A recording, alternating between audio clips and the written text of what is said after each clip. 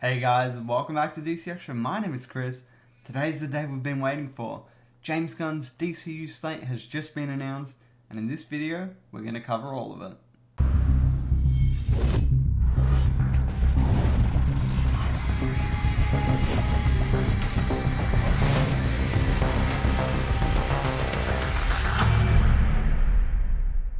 Okay, so first up, just before diving into the slate, it was mentioned that projects outside of the main DC universe will be clearly labelled as elseworlds projects.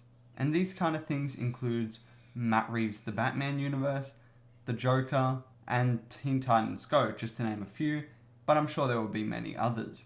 Then as for the movies releasing this year, that being Shazam! Fury of the Gods, The Flash, Blue Beetle, and Aquaman, it is said that Shazam! Fury of the Gods will move directly into the Flash movie, which will then serve as a reboot for the DCU.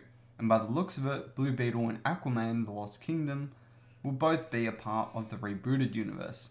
Now, Chapter 1 of the 8 to 10 year plan that James Gunn and Peter Safran have been working on is titled Gods and Monsters. And today we are going to look at a few projects from this first chapter, but there are going to be more released at a later date. Firstly, an animated series titled Creature Commandos, written by James Gunn himself, is going to be released. Most of these don't have a release date, but I'm assuming this is going in chronological order, so we can assume that it's sometime within the next couple years. In the image on screen now, we can see some of the characters that might show up, and I'm going to go from left to right here. So on the very left, it's Rick Flag Sr., and he's going to show up in few other projects. Then we got Nina Mazursky, Dr. Phosphorus, who is a Batman villain, Frankenstein, or Eric Frankenstein specifically, the Bride of Frankenstein, who's the lead of this movie, and then finally G.I. Robot and Weasel. And Weasel we saw in the Suicide Squad, so I don't know how that's gonna connect, but hopefully we get some clarity on that. Next up is a live action TV series titled Waller.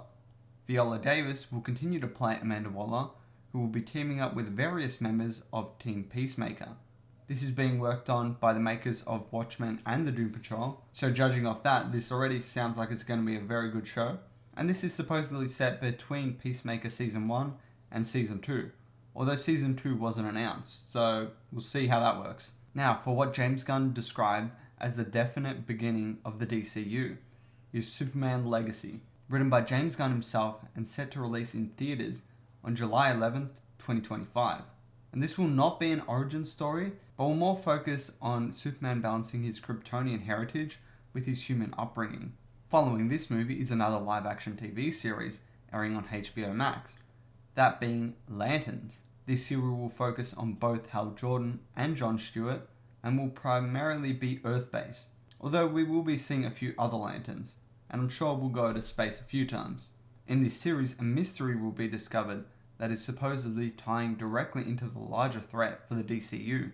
Then, for another movie, is The Authority, being based on the Wildstorm characters who believe the world to be broken and are striving to fix it by any means necessary. I don't know anything about these characters, but they remind me a lot of the Justice Syndicate on Earth 3 of the comics. I'm assuming this is going to be a little bit of a darker version of the Justice League, although the characters are going to be very different. Then, Paradise Lost will be a live-action TV series focused on the Amazons and Paradise Island. The events of this series will take place before Wonder Woman's birth, so we won't get to see her at all. And it's still uncertain whether Gal Gadot will be playing Wonder Woman in this new version of the DCU, or if we're going to get a new actor. Then, the DCU's Batman will be introduced in a movie titled The Brave and the Bold. It will also be including Damian Wayne's Robin, who is Bruce Wayne's biological son from the comics. This movie will be based on Grant Morrison's run of the Batman comics, and it was also mentioned that this is the beginnings of a larger Bat family inside the DCU, which is something I've been waiting for years. Although I'm a bit sad that Dick Grayson isn't shown here, but if we see an older Dick Grayson as Nightwing later down the line, I will also be happy with that. The movie will not include Ben Affleck's Batman or Robert Pattinson's Batman, just to be clear. It is going to be played by an entirely new actor to be announced later. Booster Gold will be getting a live-action TV series, meaning we will get to see a little bit of time travel mixed in with a whole lot of comedy and action. Then probably for one of my most anticipated films is Supergirl, Woman of Tomorrow.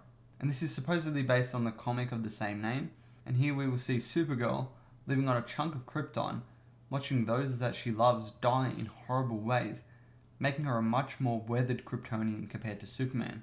Swamp Thing will also be getting a movie that is said to be a horror story, and a little bit more disconnected to the rest of the DCU, but will still feed into the stories.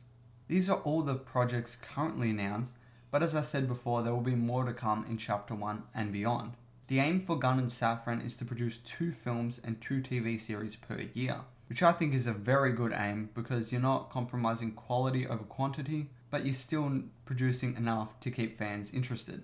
It was confirmed that currently Jason Momoa will not be playing Lobo, but this may be revisited after Aquaman 2 and a potential Aquaman 3. But this third film is not confirmed in any way. Momoa just said that he would love a trilogy. Some of the writers for upcoming projects include Tom King, who has written many comic book issues, Crystal Henry, who worked on Watchmen, Christina Hodson, who wrote The Flash, Jeremy Slattery, who worked on Moon Knight, and many more to come.